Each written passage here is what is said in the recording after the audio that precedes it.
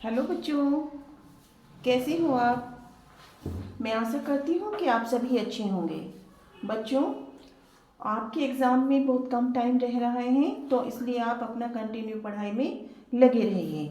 तो बच्चों, हमने लास्ट वीडियो में राष्ट्रभाषा का टॉपिक पढ़ा था और हमने लास्ट में ये पढ़ा था कि हिंदी में राष्ट्रभाषा बनने की क्षमता क्या क्या है, कौन कौन से गुण ऐसे हैं कि जो हिंदी भाषा है वो राष्ट्रभाषा बनने की सक्षमता रखती है। देखिए बच्चों, हमने लास्ट में पढ़ा था कि हिंदी को किसी ने राष्ट्रभाषा बनाया नहीं है, अपितु वह उसी सिंह के समान भारत की राष्ट्रभाषा बनी है जो अपने पौरुष और विक्रम से वन का राजा कहलाता है। यहाँ पर सिंह की तुलना हमने बताया था आपको कि शेर से की गई है, कि जिस प्रकार शेर को किसी का जंगल का राजा बनाने की आवश्यकता नहीं होती, वो अपने पराक्रम के बल पर ही खुद ही वहाँ का राजा बन जाता है, उसी प्रकार हमारी हिंदी भी अपने राष्ट्र की राष्ट्रभाषा बनने में सक्षम है। हिंदी में राष्ट्रभाषा बनने की निम्नलिखित सक्षमताएं हैं, क्या क्या विशेषताएं हैं, क्या क्या गुण हैं, देखिए बच्चों। सबसे फर्स्ट है साहित्य की पूर्णता। सेकंड, राष्ट्र के अधिकांश लोगों द्वारा बोला जाना, अपनी लिपि व्याकरण की पूर्ति, संविधान द्वारा मान्यता प्राप्त। तो सबसे फर्स्ट हम देखेंगे कि साहित्य की पूर्णता किस प्रकार से है। बच्चों, जो हमारी राष्ट्रभाषा हिंदी है, राष्ट्रभाषा का अपना एक समृद्ध और साहित्य होना चाहिए।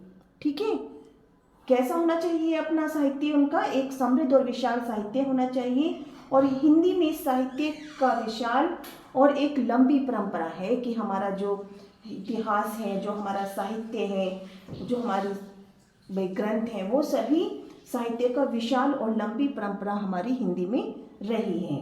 हिंदी का जो साहित्य है वो इतना समृद्धशाली है कि उसे किसी भी भाषा के साहित्य के समक्ष गौरव के साथ रखा जा सकता है।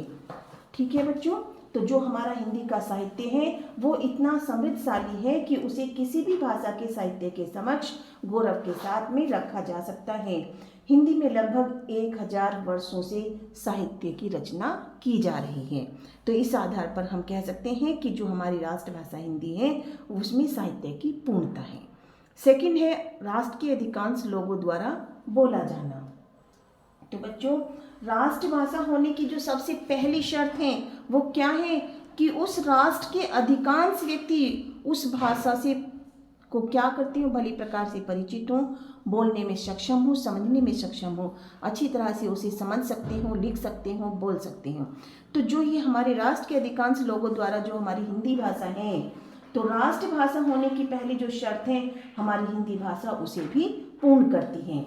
राष्ट्रभाषा होने के लिए किसी भी भाषा को उस राष्ट्र के अधिकांश लोगों द्वारा बोला जाना आवश्यक होता है, और हिंदी के बोलने वाले और समझने वाले लोग भारत में अधिकांश यानी ज़्यादा से ज़्यादा मात्रा में पाए जाते हैं। ठीक है, तो राष्ट्र के अधिकांश लोगों द्वारा बोला जाना, इस गुण को भी हमारी राष्ट्रभाषा हिंदी पूर्ण करती है। सेकंड जो हमारा थर्ड है वो है अपनी लिपि। भाई कोई भी भाषा हो उसकी अपनी लिपि होती है। जैसे किसी भी राष्ट्रभाषा की जो अपनी पूर्ण एवं वैज्ञानिक लिपि होनी चाहिए, हिंदी भाषा की भी अपनी लिपि, कैसी? देवनागरी लिपि। आप सभी जानते हैं कि हिंदी की जो लिपि है वो क्या है बच्चों? देवनागरी है। जैसे अंग्रेजी की अपनी भाषा की अपनी लिपि है, तो प्रत्येक भाषा की अपनी लिपि होती है, और हमारी जो हिंदी भाषा की लिपि है वो देवनागरी लिपि है, जो सर्वदा वैज्ञानिक और पूर्ण है। हम सभी जानते हैं कि एक वैज्ञानिक और व्यवस्थित क्रम होता है, तो वो उसमें भी पूर्ण है। और हमारी जो लिपि है उसमें जो हमारे हिंदी भाषा के जो वर्ण संकेत हैं, वर्ण हैं, वो कितने हैं? 52 हैं, ये आप सभी जानते होंगे। फोर्थ है बच्चों व्याकरण की पूर्ति। ठीक है, हिंदी भाषा की जो व्याकरण है वो भी पूर्ण है। यह बात एक अलग हो जाती है कि हिंदी का जो व्याकरण है वो संस्कृत और अंग्रेजी दोनों के से ही प्रभावित है। उसमें जो हमारी हिंदी भाषा है वो संस्कृत भाषा से ही उत्पन्न हुई है। ठीक है, हम इसे जो भाषा का विकास क्रम है उसमें भी पढ़ेंगे कि जो हिंदी है वो हमारी कौन सी भाषा से, कहाँ से, कैसे। जैसे भाई पहले हमारी संस्कृत भाषा थी, फिर पाली हुई, फिर प्राकृत हुई, फिर अपभ्रंश हुई, ठीक है। उसी के आधार पर हम कह सकते हैं कि जो व्याकरण की जो पूर्ति करती है तो वो भी हिंदी भाषा व्याकरण के लिए पूर्ति करती है, ठीक है। हिंदी का व्याकरण, भाई ये बात हम कह सकते हैं कि हिंदी की जो व्याकरण है वो संस्कृत और अंग्रेजी दोनों से प्रभावित है। लास्ट है संविधान द्वारा मान्यता प्राप्त। कोई भी भाषा तभी राष्ट्रभाषा का पद और नाम प्राप्त कर पाती है जब उसे उस राष्ट्र के यानी उस देश के संविधान में राष्ट्रभाषा की मान्यता प्रदान कर दी गई हो, ठीक है। तो हमारे ये जो पॉइंट्स थे ये हमने पढ़े हैं कि संविधान द्वारा मान्यता प्राप्त होनी चाहिए राष्ट्रभाषा को, व्याकरण की पूर्ति होनी चाहिए, उसकी अपनी लिपि होनी चाहिए, राष्ट्र के अधिकांश लोगों के द्वारा उसे बोला जाना और समझा जाना आवश्यक होता है। तो ये सभी जो गुण होते हैं वो हमारी हिंदी भाषा में पाए जाते हैं। आज बच्चों हम राष्ट्रभाषा और राजभाषा में अंतर पढ़ेंगे कि राष्ट्रभाषा और राजभाषा में क्या अंतर होता है, ठीक है। सभी बच्चे नोटबुक लेकर बैठेंगे अपना। राष्ट्रभाषा और राजभाषा में अंतर पढ़ेंगे हम। देखो बच्चों, राष्ट्रभाषा और राजभाषा में अंतर, हमने राष्ट्रभाषा का टॉपिक अभी पढ़ा है, ठीक है। लास्ट वीडियो में भी आप उसको देख सकते हो। और राजभाषा, इन दोनों में क्या अंतर होता है। सबसे पहले हम कुछ मेन पॉइंट्स बना लेंगे, ठीक है। क्रम संख्या, आधार, राष्ट्रभाषा और राजभाषा, इनके आधार पर हम इनका अंतर देखेंगे कि क्या क्या इन दोनों भाषाओं में अंतर होता है। तो सबसे पहले बच्चों देखेंगे, फर्स्ट हमने लिखा है प्रयोग या उपयोग, ठीक है। तो राष्ट्रभाषा में हमने प्रयोग या उपयोग के आधार पर हम क्या अंतर कर रहे हैं वो देखेंगे। राष्ट्रभाषा, भाई सबसे पहले हम राष्ट्रभाषा कैसी है। राष्ट्रभाषा वह है जिसका व्यवहार देश के सामान्य व्यक्ति यानी जन करते हैं। यानी जो राष्ट्रभाषा होती है उसे उस देश के या उस राष्ट्र के जो सामान्य व्यक्ति होते हैं वो ज़्यादा से ज़्यादा प्रयोग करते हैं, ठीक है। अब राजभाषा को देखते हैं। राजभाषा का अर्थ क्या है, क्या होती है राजभाषा। बच्चों, राजभाषा का अर्थ है राजा, राज्य या प्रशासन की भाषा। यानी राजा, राज्य या प्रशासन की भाषा कैसे भाई, अर्थात वो भाषा जिसमें शासक और शासन का काम होता है। जैसे सभी कार्यालय हैं, ठीक है। तो जितने वहाँ के किसी राष्ट्र के कार्यालय हों, सार्वजनिक क्षेत्र हों या कुछ प्रादेशिक सरकारें हों, तो उस भाषा में वो अपना अपना काम करते हैं। तो जो उसे हम कहते हैं शासक की भाषा या प्रशासन की भाषा या किसी राज्य की भाषा, तो वो भाषा राज्य भाषा कहलाती है। तो राज्य भाषा का क्या अर्थ है, राजा, राज्य या प्रशासन की भाषा, जिसमें राष्ट्र जो वहाँ का काम काज करते हैं वही सारी चीज़ें उसके अंतर्गत आ जाती हैं कि शासक और शासन का काम वो अपने उसमें भाषा में करते हैं। अब सेकंड आधार लिया है हमने बच्चों क्षेत्र, ठीक है। तो क्षेत्र क्या है भाई, जो हमारी राष्ट्रभाषा है उसका क्षेत्र तो अपने आप ही विस्तृत हो जाता है, ठीक है, क्योंकि उसे किसी भी राष्ट्र या देश के अधिक से अधिक व्यक्ति प्रयोग करते हैं।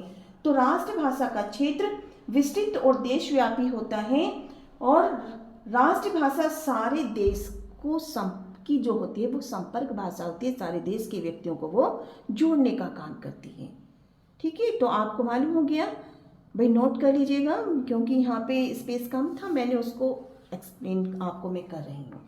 राष्ट्रभाषा का जो क्षेत्र होता है कैसा होता है, विस्तृत और व्यापक, देशव्यापी होता है, क्योंकि राष्ट्रभाषा सारे देश की संपर्क भाषा होती है, सभी व्यक्तियों को जोड़ने का काम करती है। अब हम राजभाषा के बारे में देखते हैं। राजभाषा का जो प्रयोग होता है वो सीमित होता है। कैसा होता है, इसका क्षेत्र सीमित होता है। और राष्ट्रभाषा का क्षेत्र कैसा होता है, विस्तृत और व्यापक होता है, ठीक है। यहाँ पे आप ध्यान रखेंगे। तो राजभाषा का क्षेत्र सीमित होता है, भाई अगर हम वर्तमान समय की बात करते हैं तो भारत सरकार के जो कार्यालय हैं, सार्वजनिक क्षेत्र के जो व्यवसायों के अतिरिक्त कुछ प्रादेशिक जो सरकारें हैं, ठीक, कैसे हरियाणा हुआ, मध्य प्रदेश हुआ, राजस्थान हुआ, उत्तर प्रदेश हुआ इत्यादि का जो राजकाज होता है वो हिंदी में होता है। ठीक, कौन कौन से यहाँ का याद रख लेंगे, नोट कर लेंगे, हरियाणा, मध्य प्रदेश, राजस्थान, उत्तर प्रदेश। तो जो यहाँ की जो सार्वजनिक कार्यालय हैं, सार्वजनिक क्षेत्र के व्यवसाय क्षेत्र हैं, वहाँ पे उनका काम हिंदी भाषा में होता है। परंतु जैसे तमिलनाडु हुआ, बंगाल हुआ, महाराष्ट्र हुआ, आंध्र प्रदेश हुआ, तो जो यहाँ की इत्यादि और भी राज्य हैं, इन राज्यों में जो सरकारें हैं वो वहाँ अपने अपनी भाषा में कार्य करती हैं, हिंदी भाषा में वो कार्य नहीं करती। तो हम क्षेत्र के आधार पर कह सकते हैं कि जो हिंदी भाषा यानी राष्ट्रभाषा का जो क्षेत्र है वो अत्यंत विस्तृत और व्यापक है, और राजभाषा का जो क्षेत्र है वो सीमित है। अब थर्ड पॉइंट हम देखते हैं, भावनात्मक लगाव। ठीक है, भावनात्मक लगाव बच्चों नोट कर लेंगे, राष्ट्रभाषा के साथ जनता का भावनात्मक लगाव होता है। ठीक है, किसके साथ? राष्ट्रभाषा के साथ। राष्ट्रभाषा के साथ जनता का भावनात्मक लगाव होता है, क्योंकि जो उसके साथ जनसाधारण की जो हमारी सांस्कृतिक परंपराएं होती हैं, उनकी जो संस्कृति होती है, रीति रिवाज होते हैं, परंपराएं होती हैं, वो उनसे जो भाषा होती है राष्ट्रभाषा उससे जुड़ी हुई होती है, क्योंकि राष्ट्र के अधिकांश व्यक्ति उस भाषा का प्रयोग करते हैं। तो उनके उसके प्रति, राष्ट्रभाषा के प्रति वहाँ का लोगों का कैसा होता है, जनता का जो व्यवहार होता है वो कैसा होता है? भावनात्मक लगाव होता है। ठीक है, राष्ट्रभाषा के साथ जनता का भावनात्मक लगाव होता है, क्योंकि उसके साथ जनसाधारण की बच्चों सांस्कृतिक परंपराएं जुड़ी हुई होती हैं। नेक्स्ट है, राजभाषा के प्रति वो सम्मान हो भी सकता है बच्चों और नहीं भी हो सकता है। ठीक है, तो जो राजभाषा है उसके प्रति ऐसा आदर भाव वहाँ के राष्ट्र के व्यक्ति रख भी सकते हैं और नहीं भी रख सकते हैं, लेकिन राष्ट्रभाषा के प्रति उनका भावनात्मक लगाव होता है, जुड़ाव होता है, क्योंकि उनकी जो परंपराएं हैं वो सारी उससे जुड़ी होती हैं। यहाँ पे आप एक चीज ध्यान रखेंगे, हमने लास्ट वीडियो में भी पढ़ा था कि जो राजभाषा होती है, ठीक है, राजभाषा अपने देश की भी हो सकती है और वो किसी दूसरे देश की भाषा भी दूसरे देश में राजभाषा बन सकती है, जिसे हम सहभाषा कहते हैं। ठीक है, लेकिन राष्ट्रभाषा केवल अपने देश की ही भाषा होती है, ध्यान रखेंगे। चलिए आगे पॉइंट पे चलते हैं बच्चों। अगला पॉइंट है हमारा अभिव्यक्ति। आप देखिए यहाँ पे, जैसे आप राजभाषा में बच्चों इसमें भावनात्मक लगाव में डाल सकते हैं आप कि जो हमने कहा है कि अभी जो राजभाषा होती है वो अपने देश की भी होती है और किसी दूसरे देश की भी हो सकती है। ठीक है, अब जैसे हम अकबर के समय से मैकाले के काल तक, ठीक है, अकबर के समय से लेकर के मैकाले, लॉर्ड मैकाले के समय तक फारसी राजभाषा रही है। ठीक है, तो ये आप डाल सकते हो, लेकिन राष्ट्रभाषा अपने ही देश की भाषा होती है। अभिव्यक्ति लिखेंगे, अभिव्यक्ति क्या होती है बच्चों? राष्ट्रभाषा, जबकि राष्ट्रभाषा का जो संबंध होता है वो जीवन के प्रत्येक क्षेत्र से होता है। ठीक है, यानी जो व्यक्ति होते हैं, चाहे वो व्यवहारिक, भाई अपने जैसे अपने घर पे हम घरेलू बातें करते हैं, ठीक है, वो हम अनौपचारिक भाषा का भी प्रयोग कर लेते हैं, उसमें हम कामकाज भी कर सकते हैं। ठीक, लेकिन जो औपचारिकता से पूर्ण होती है, कौन? राजभाषा, उसमें जो उसके वर्ड्स होते हैं, हम जो हमारी राष्ट्रभाषा होती है हम उसमें मुहावरों का भी प्रयोग कर सकते हैं। ठीक है, कोई लोकोक्ति भी हम बोल सकते हैं, लेकिन जो राजभाषा होती है उसका जो प्रयोग होता है, उसकी जो अभिव्यक्ति होती है वो सीमित होती है बच्चों, यानी सीमित विषयों तक ही हमारी जो राजभाषा की अभिव्यक्ति होती है वो सीमित विषयों तक ही होती है। जैसे मान लीजिए विधि जो आप कर रहे हो, सरकारी कार्यालय, प्रशासन इत्यादि, तो इसकी जो अभिव्यक्ति है वो क्रम से रूढ़ हो जाती है। ठीक है, इसमें लालित्य या मुहावरेदारी या हम लोकोक्ति का कोई स्थान नहीं होता है, जबकि राष्ट्रभाषा में वैसा नहीं होता। राष्ट्रभाषा जो उस जन के यानी व्यक्तियों की भाषा है, वो उसमें क्या करते हैं, मुहावरों का भी प्रयोग कर सकते हैं, लोकोक्तियों का भी प्रयोग कर सकते हैं। ठीक है, तो राजभाषा राष्ट्रभाषा पर अपना प्रभाव तो डालती है बच्चों। कारण क्या है कि जो भी भाषा राजभाषा के पद पर आसीन होती है तो सभी व्यक्ति उसी भाषा में शिक्षा प्राप्त करना चाहते हैं, क्योंकि वो उनके काम में आने के लिए उपयुक्त होती है। अब जैसे मान लीजिए अंग्रेजी है, ठीक है, अंग्रेजी यानी इंग्लिश भाषा का प्रयोग हर कार्यालय में कोई फॉर्म फिल करना हो, बैंक में जा रहे हो तो सबसे ज़्यादा हो रहा है। ठीक है, लेकिन वो राष्ट्रभाषा तो नहीं बन सकती, हमारी भाषा है, सहभाषा के साथ वो प्रयोग हो रही है। तो जो नई जनरेशन होगी वहाँ पे पेरेंट्स क्या करेंगे, अपने बच्चों को उसी भाषा में शिक्षा देना पसंद करेंगे, दिलाना पसंद करेंगे जिसकी रिक्वायरमेंट ज़्यादा होगी। तो ये हमारा राजभाषा का प्रभाव राष्ट्रभाषा के ऊपर पड़ता है। ठीक है बच्चों, तो आपने राष्ट्रभाषा और राजभाषा में हमने अंतर पढ़ा है। एक बार हम शॉर्ट में भी इसको देख लेते हैं। प्रयोग या उपयोग, राष्ट्रभाषा वह है जिसका व्यवहार देश के सामान्य व्यक्ति करते हैं, यानी और जो राजभाषा होती है वो कैसी है, राजा, राज्य या प्रशासन की भाषा। क्षेत्र, राष्ट्रभाषा का जो क्षेत्र होता है विस्तृत और व्यापक होता है, जबकि राजभाषा का क्षेत्र बहुत ही हम कह सकते हैं सीमित होता है। भावनात्मक लगाव, राष्ट्रभाषा के प्रति उस राष्ट्र के व्यक्तियों के भावनात्मक लगाव होते हैं, क्योंकि उसमें उनकी परंपराएं, उनकी आस्था का संस्कृति जुड़ी हुई होती है, तो उनके प्रति उसका भावनात्मक लगाव होता है। राजभाषा के प्रति ऐसा हो भी सकता है और नहीं भी हो सकता, उसे वो वैसा सम्मान दे भी सकते हैं, नहीं भी दे सकते। और क्योंकि जो हमारी राजभाषा होती है वो अपने ही देश की भी हो सकती है और किसी अन्य देश की भी हो सकती है। ठीक है बच्चों, अभिव्यक्ति हमने पढ़ा ही है, तो यहाँ तक आपका टॉपिक क्लियर हो गया होगा बच्चों। डिफरेंस आता है तो आप इन पॉइंट्स के आधार पर बनाकर लिखेंगे। चलिए बच्चों, आपको मेरा पढ़ाया हुआ बहुत अच्छा लगा होगा, समझ में आ गया होगा, आपका टॉपिक क्लियर हो। नेक्स्ट वीडियो का वेट करें, मैं अगली वीडियो में आपको जो राष्ट्रभाषा और बोली में अंतर बताऊंगी बच्चों, तो उस वीडियो का आप इंतजार करें, मैं बहुत जल्दी नेक्स्ट वीडियो आपकी डालूंगी। Thank you.